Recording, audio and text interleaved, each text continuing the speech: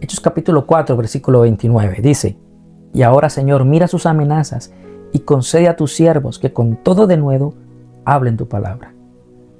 El capítulo 4 del libro de los Hechos de los Apóstoles narra el arresto de Pedro y Juan por predicar sobre Jesús y su resurrección.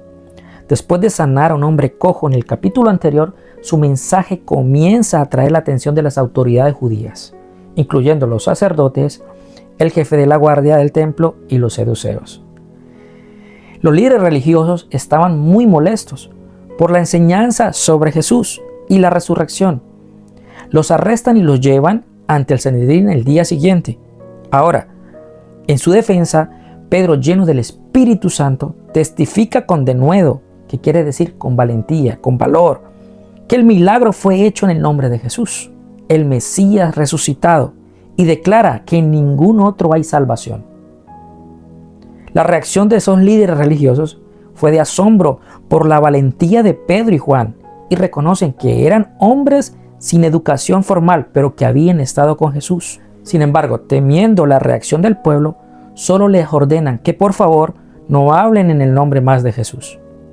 Claro, la respuesta de los apóstoles fue contundente, fue rechazada, y a la vez afirmando que no pueden dejar de hablar de lo que han visto y oído. Finalmente son liberados porque el pueblo glorificaba a Dios por ese milagro. Al reunirse con los otros discípulos, oran a Dios pidiendo valentía, que es la palabra denuedo. ¿Para qué? Para seguir predicando. En respuesta, el lugar donde estaban congregados tiembla y todos fueron llenos del Espíritu Santo.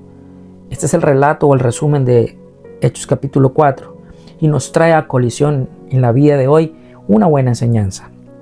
Recordando que la iglesia en el primer siglo, esta iglesia que verdaderamente vivió persecución por parte del Imperio Romano, esta iglesia le tocaba congregarse en casas a escondidas, en cuevas, en cavernas y según algunos estudiosos en alcantarillas. Y para poderse ellos guiar dónde quedaba un lugar a otro, para poder comunicar dónde se iban a reunir, utilizaban un símbolo como el del pescado, ¿sí? Y así ellos podían transmitir dónde se iban a reunir. Pero había un denuedo, había un hambre, había una valentía por escuchar y por predicar la palabra de Dios. Y no cualquier palabra, sino hablar del Evangelio, de la cruz, de Jesucristo resucitado. Y mientras predicaban, también habían señales y milagros. Hoy en día el cristiano solamente quiere pedirle a Dios muchas cosas vanas. Por eso es que el apóstol Santiago dice que piden mal. ¿Por qué?